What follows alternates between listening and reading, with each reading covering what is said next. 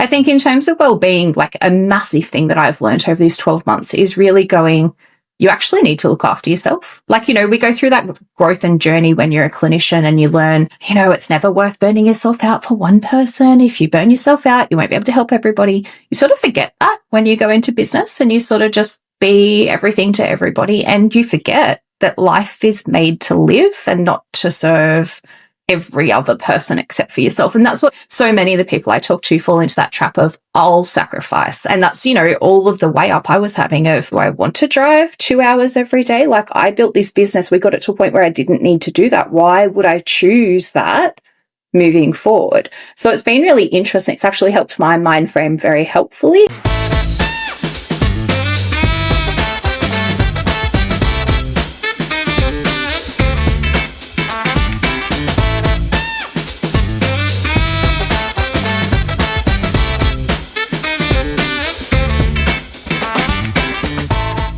Hello, everybody, and welcome to the Healthy Business Lab podcast, where we interview amazing allied health business owners to learn their insights, pick their brains, get the gold nuggets, and share amazing insights and stories with the community. And today, I'm super excited to have Alyce Svensk. She is the OT Coach Australia. Welcome to the show, Alyce. Thanks, Craig. Thanks so much for having me. So, on our podcast, again, giving a bit of an insight as to your background, your profession, I'd love for you to share a bit of your backstory in as much as you've run your own practices and now you're in the coaching space. I'd love to give you a little bit of a highlights reel of what that journey's been like for you. Yeah, it's been interesting. Next year will be 15 years of practice. Just have to say that because I've accidentally all year been saying 15 years this year. It's next year. So I'm a pediatric occupational therapist, and I went straight into private practice. So I was at uni and was like, I want to work with kids. That's definitely what I want to do, and was really purposeful with my early part of my career. Spent the first 5 years in different practices, building my skills and clinical reasoning and all of the things, with a long-term plan that I always had in my head of I wanted my own practice. I wanted to build a team. I wanted to build the skills of people around me, which led to me opening my practice in 20. I had my practice open for nearly 8 years. So that was called Sensational Start. And through that, we had about 50 employees across those 8 years.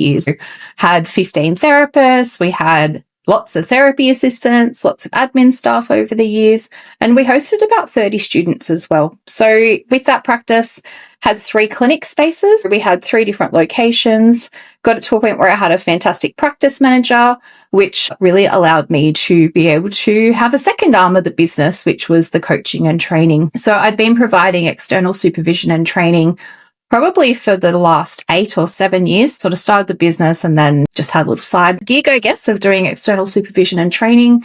I developed a workshop called The Art of Pediatric Therapy. It's now in its 8th year, and ran that around Australia. I used to go with OTA and then fly me to different locations across Australia. And I reckon I've trained probably 3,000 OTs through that, which is really cool. So been having lots of OTs. Yeah, so really cool. Through that, I guess it developed my confidence and experience of working with so many different OTs that I started to get a really good understanding of what everyone's challenges were and what that looked like, and upskilled further as a supervisor. And sort of that naturally led into business mentoring and other therapists in that same boat. I sort of probably in 2021, I started a secondary business, Alyce Svensk Consulting, but rebranded it to be the OT Coach Australia. That was an interesting process. And then we got hit by what I call the perfect storm start of last year. It's really tricky to hire. It's very tricky to hire therapists. And we had a couple of my fantastic girls decide they were ready to move on to their next wonderful careers and ideas, and had to decide what I was going to do. Do I pivot and go back into the business? Do I stop doing the other side of the business? That was, at that point, my whole caseload was supervising and training. We had the 3 clinics. Do I want to keep driving and going down to the clinic? Like, do I want to go back to being a full-time clinician? Like, all of the things. So many options. Those sorts of points to be able to explore. Absolutely. And I guess, like, reflectively, it's been a really good decision that I made. Like, it took me a long time as a business owner to stop saying we and start saying I. Like, we did this and we did that. Oh no, like it was mostly me and like my good team, but it was mostly me. And so I had to decide what I wanted to do and had to consider what I want to do family wise and how much do I want to work and what will that look like. And so made the very hard decision of closing the practice. And we had sort of 6 months to navigate shutting that down effectively and slowly transitioning our clients out and being quite purposeful with our team and where they went and what their next steps were. So that was a lot. It was a big year last year. Had to keep running the other side of the business so that I had somewhere to land and some money coming in and all of those things. So it was a lot, but getting to this end of it now and with the NDIS changes and with the ongoing threats to pediatrics and all of the things in this foundational supports piece, I am very glad that this is where we've landed. And it allows me to fully lean into the OT coach where I'm training and mentoring and supervising therapists all over Australia. It's sort of the same, but different. And now I just get to be everyone's cheerleader instead of having to also navigate all the changes internally. That's so cool. And it's such a breadth of experience that you've shared, that you've experienced across, I guess, the allied health space and the continuum of going through each stage and phase of that. What I love to get the stories of as well, I'm interested in your insights having done that of with your skill set as an OT. We always talk about here and we share stories on podcasts of how we can leverage that in looking after ourselves as a business owner to be able to run a good business owner, whether it's in practice or whether it's coaching or wherever it is. We need to look after ourselves. So that background in OT also gives an interesting space, which I know on our first chat, we touched upon this a little bit that just came up from organic conversation of, you mentioned of, hey, I know that I've leveraged some of my skills and those trainings to be able to do all those things that you've just touched upon there. I'd love for you to share a bit more on that with our listeners. Yeah, I guess as an OT, you're constantly thinking about what do we do? Why do we do it? What's important? That can get so skewy when you own a business and when suddenly you're responsible for all these other people. And it's really hard as a therapist. Like, a few things I've found quite tricky being a therapist, which I think would be easier if I wasn't a therapist. I am a really kind boss. Like, I am so kind and helpful and I'll help. But that sometimes gets tricky if you have to then have a more direct conversation, and actually you just need to work. And that's hard because I'm programmed to help. Like, I'm programmed to make things easier for you. So that was something I had to learn over time as well. And something now I'm a lot more mindful of supporting our therapists when they're moving into leadership and business roles to not do therapy for their team and instead just have clear expectations and clarity and expectations, all of those things. I think in terms of well-being, like a massive thing that I've learned over these 12 months is really going, you actually need to look after yourself. Like, we go through that growth and journey when you're a clinician and you learn, it's never worth burning yourself out for one person. If you burn yourself out, you won't be able to help everybody. You sort of forget that when you go into business and you sort of just be everything to everybody, and you forget that life is made to live and not to serve every other person except for yourself. And that's what so many of the people I talk to fall into, that trap of I'll sacrifice. And that's, all of the way up I was having of, do I want to drive 2 hours every day? Like, I built this business. We got it to a point where I didn't need to do that. Why would I choose that moving forward? So it's been really interesting. It's actually helped my mind frame very helpfully. And it's been able to, I guess, like, I run a workshop about setting up private practice, and now I talk about pivot points and like, what would happen if you had to exit? And are we thinking about this from the start? Because no one that I know goes into a business with an exit plan. No one is going, at some point this might not work. But that's the reality of the space we're in at the moment. Like, you might have the best, and we had the most amazing practice. We were at the peak. We had, the year before this happened, we had literally the best year we had ever had. Had amazing practice manager, everything was just going fantastically. So if it can happen at that point, it can certainly happen at more trickier points. And we're in a really sticky, tricky point in the NDIS world at the moment, having to go, I actually need to make sure throughout whatever happens that I am okay. And that's really important. And that's more than just going, I do some meditation of a morning. It's actually going, am I setting my life up for success, or am I accidentally working myself into the ground? Yeah, I love that. And just that little point there of, am I okay? I've talk a lot in what we do here. Are we feeling safe, secure?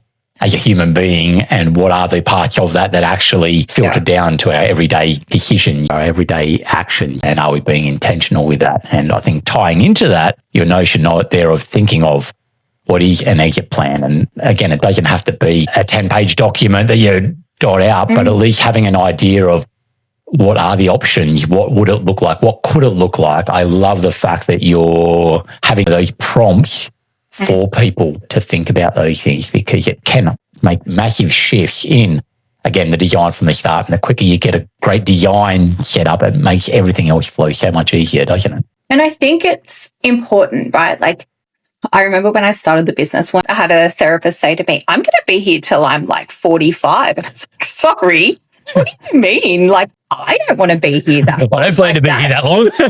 Gosh, wow. So that was another little added bit I added into the workshop. Like, what's your 10-year plan? What's your 20-year plan? Because if you start employing people, this is meant to go. Like, this is meant to continue on. But if you're someone like me who gets a bit bored and likes to jump to different things, now I need to build that intentionally into the business, and I need to have ways to meet that need, because if I accidentally set up a business that now has this whole team and everything like that, it's quite tricky to pivot out. But if I know that that's what I'm thinking about, I'll set it up in a different way. I'll set it up in a sustainable way like that. Now, thinking about lease periods and things like that, we had a 6-year lease. We were halfway through a 6-year lease that we had to continue paying until somebody took that over. Like, stuff like that. I remember I had a big chat with a colleague when I was signing on to that lease and going, okay, worst case scenario. What's the worst case scenario? And he's like, you can make $1,000 a week. You can pay that. But when I got to that point of like just paying $1,000 a week for an empty premises, not cool. Yeah. Not something I want to be doing for another 3 years. That can be utilised in far better ways. Absolutely not.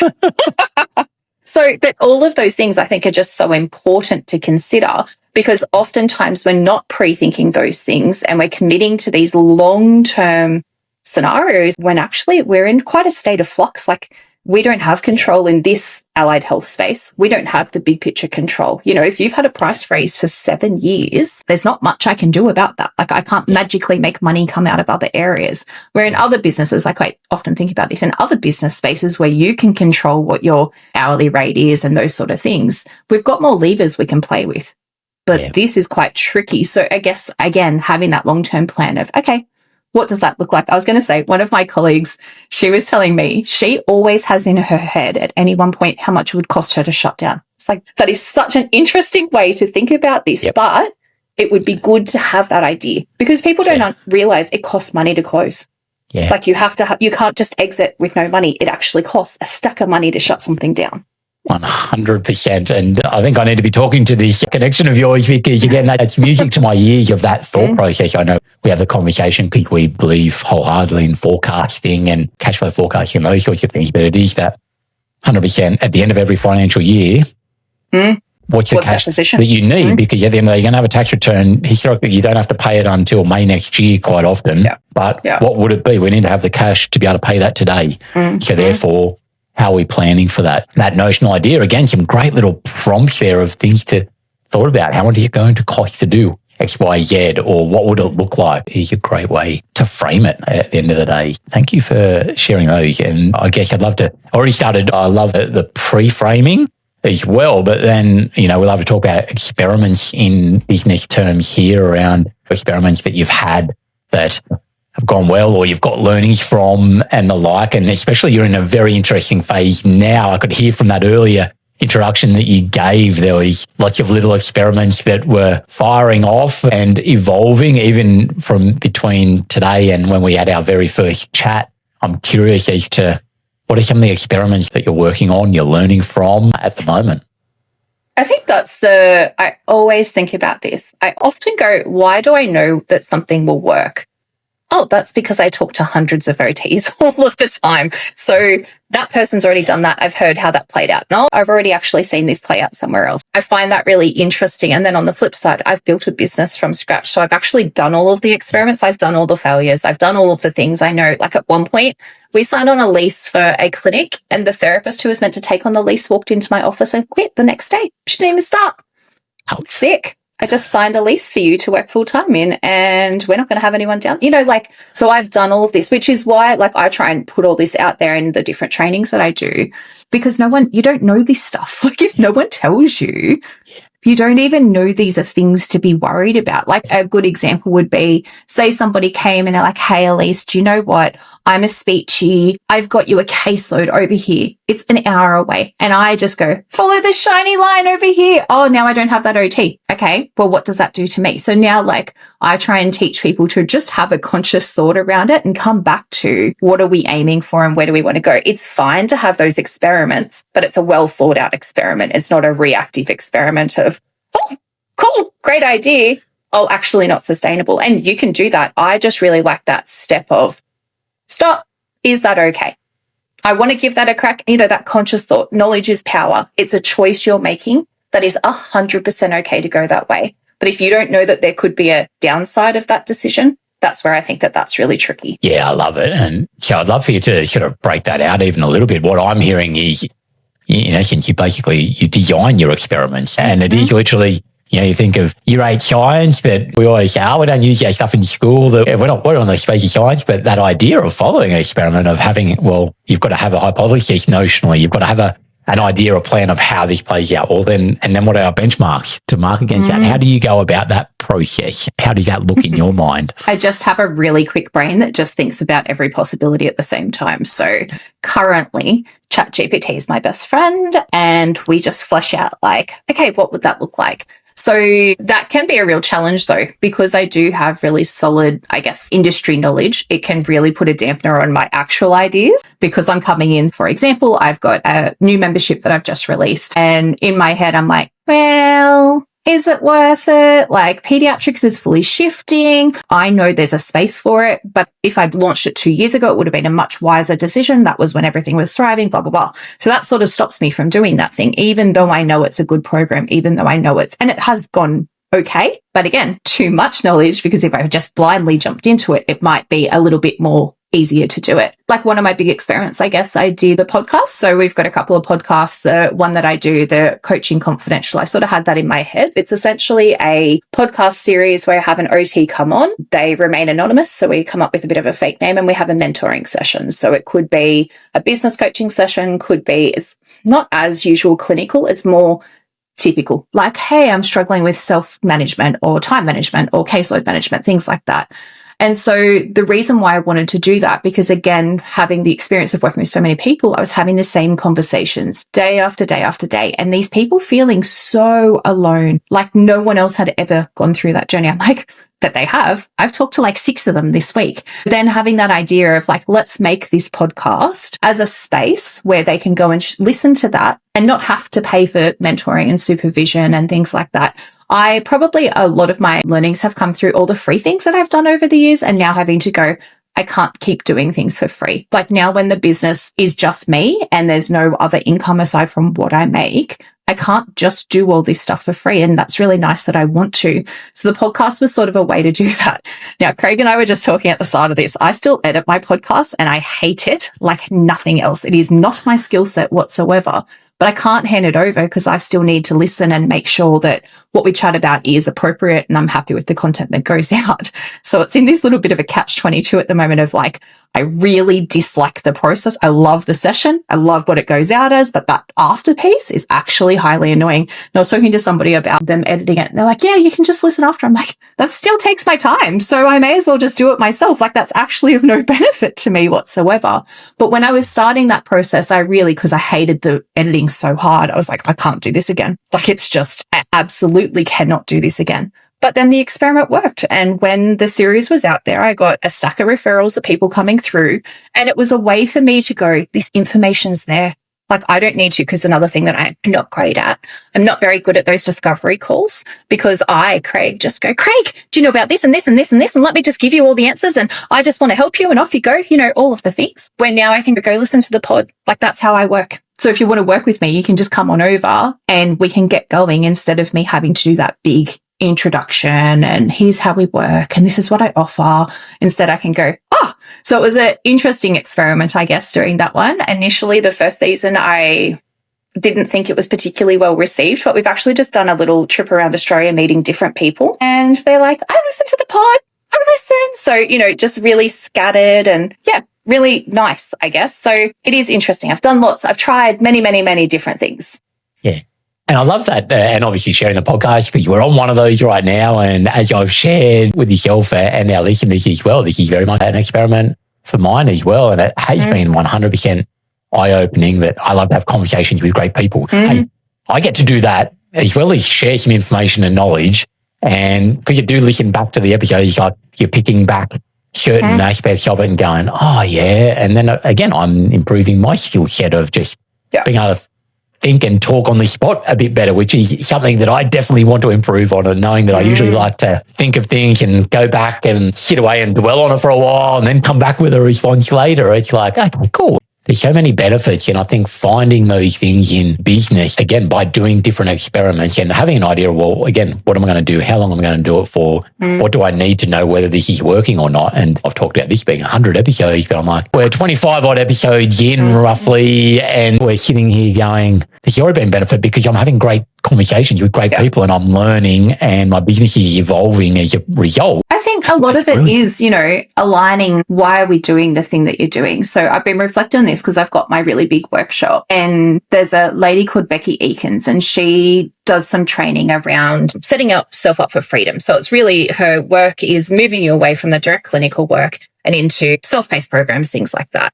And I've been thinking about that, but I get really bored. So one of my friends was like, yeah, you've done that. Like, you've done Art of Peas. Yeah, 8 years ago. Like, I could run that now with my eyes closed. That's like, I can still do it. I still love it, but it's not the thing that I'll keep on doing for the next 10 years. So really learning to lean into your different energy and interest levels. I don't have it here at the moment, but I have a whiteboard with all of my projects that are on at the moment. And I was thinking, when I show that to people, they often are like, oh my God, that's so much. That's half my brain. That's not even like the majority of the things that are going in the brain. They're just the active projects that I've got going. Then you flip the whiteboard over the other side. 100%. Where are they up to and what's happening? But I need that level of novelty because otherwise I don't feel like I'm progressing forward, and I don't really know what progressing forward even looks like. But that's what's been interesting in this 12 months of recalibrating completely, because when this was a side business and the main business was the practice, whatever I did was fine. Where now I'm having to think about being a bit more intentional and where am I going and what do I want it to look like in 5 years, particularly with such an industry shift, is really difficult. And again, I just think this would be so much easier if I didn't know that. If I was just like blindly head in the sand going, I can do whatever. I can make it whatever I want, but I find that very hard.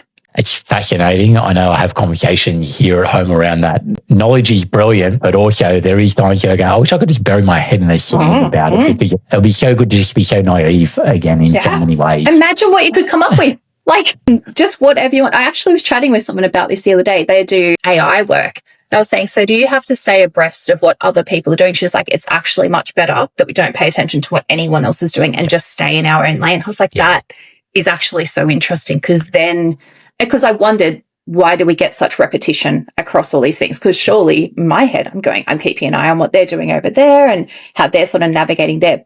But to stay true to your purpose, it's probably better if you don't do that.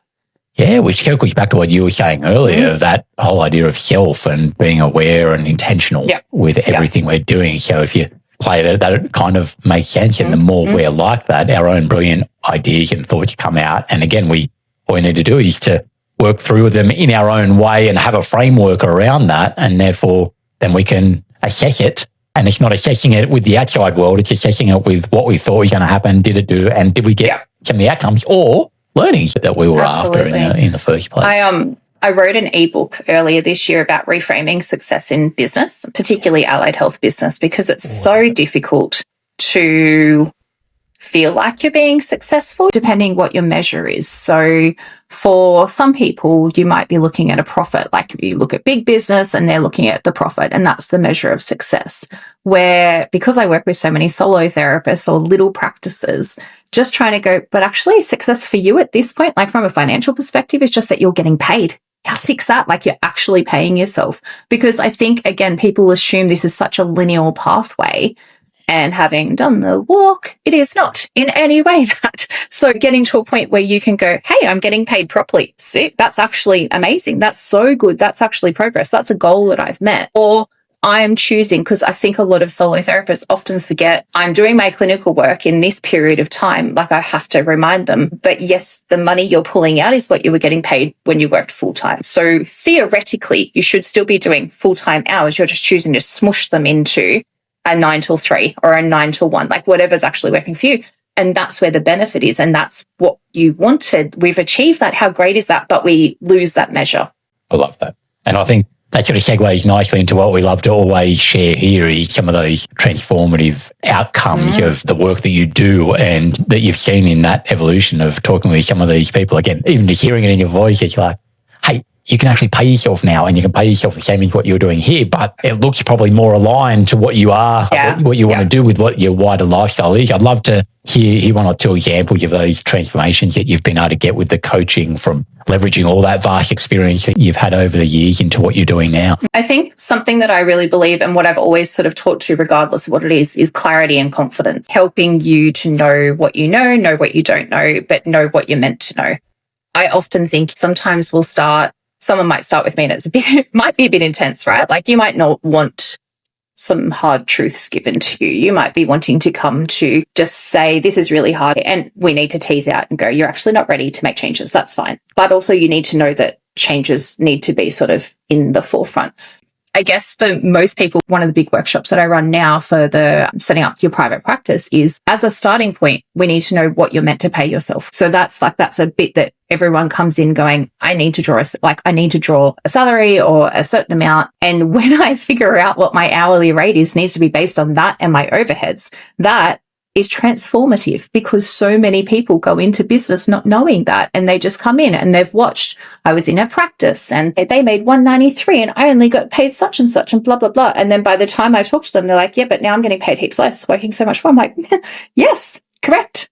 Remember how you had supervision? Remember how you had admin support? Like, you've now not factored any of that into the fabric of your business. So I ran a workshop last week about how to bring on admin support, and just giving people that information to go, oh, I have options and I actually need to decide what works best for me. It's not a recipe. It's not a one size fits all. I had a colleague that I was working with recently, and she's working an insane amount of billable hours, and she loves it, absolutely loves it. Where I've got other colleagues who hate it. They don't want to sit on a high billable hour. So for her to stay there, we need to bring in admin support, and probably pretty decent quality admin support. But the other person who's going, I just want to do 15 hours a week and I need admin. Well, you can't afford it. You actually aren't making enough money to bring in admin support. Let's talk about how that might look.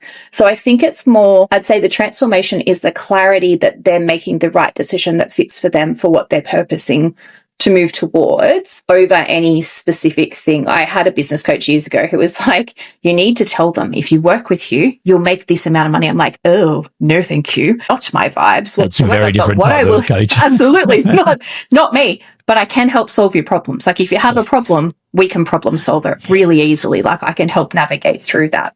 So I think a lot of people, main things would be seeing themselves, making sure that they're not doing more detriment to themselves by bringing on staff members, being really purposeful with the decisions that they're making would be the main ones that we see. Yeah, I love that. And what I'd written down in much shorter hand, and you encapsulated with the way that you explained it there, but I just went, awareness equals transformation. And that's what I was just hearing as you were sharing that. It's amazing, because, again, some of the things you touched on there are similar to what we do with some people, some business owners and the like, but seeing that light bulb, just with that simplicity of knowing how much you need to pay yourself, and therefore by default then how much does the business actually need to make. Can be light bulbs, because it's not what accountants you talk about or tell people. They sit and do their tax stuff, but you sort of think that they help you with those things, but they don't. And so having coaches like yourself. And potentially they don't have that industry awareness either to go. Yeah. So I had a colleague recently where the accountant had said, you're on target to make 180. And I was like, no, you're not. I don't know where are you pulling that number from? We've got Christmas holidays coming up. We've got these dead periods. You just told me you're going on 4 weeks of leave. I know your figures. There is no chance that is where we're heading. She's like, how do you know that? I'm like, because I've done this. I don't understand how they didn't get there, because they don't know all the other factors to take into account. Yeah, I love that. We could have the whole 5 episodes on that particular topic, but we might come back to that maybe in next year. I really appreciate what you've shared here today. Coming to the end of the session here today, but I'd love so much knowledge there. I'd love for you to share where's the best places for people to find you across the podcast and socials. Where are the best places for people to connect with you? Yeah. Come and listen to the pod. That's a good one. The OT Coaching Confidential. That's a nice, easy one to start with. There's heaps of really cool stuff in there. Like I'm thinking about going out for myself or I'm midway through. So just some really easy listening stuff. I have a website, theotcoach.au. That's probably the other next bit. And then if you're a pediatric OT who happens to be listening to this, I've just started a membership. So that's really cool. But I am hoping my next little project is to do a practice manager one. So one where practice managers can come together and have a space to learn and grow and share. So some cool things in the works too. That sounds so good. And obviously we'll put all those details into the show notes, and any future ones that come up, we're always happy to update notes and the like. And as this podcast evolves as well, we've got awesome great people like Alyce that we'll likely have back again, because you're getting such a breadth of knowledge that as we delve into things in certain specific areas or niches, we'll get some of our guests back again. Once again, thank you very much for your time on the podcast today. Yeah. So helpful with all the knowledge that you've shared. Thanks again. No worries. Thanks so much for having me. Okay, so that's a wrap from the Healthy Business Lab podcast for another episode. And as always, like, subscribe, and keep being across all this great content that we're sharing from all our guests. See you soon. Thank you for listening to the Healthy Business Lab podcast. Make sure you subscribe to keep up to date with all the latest episodes.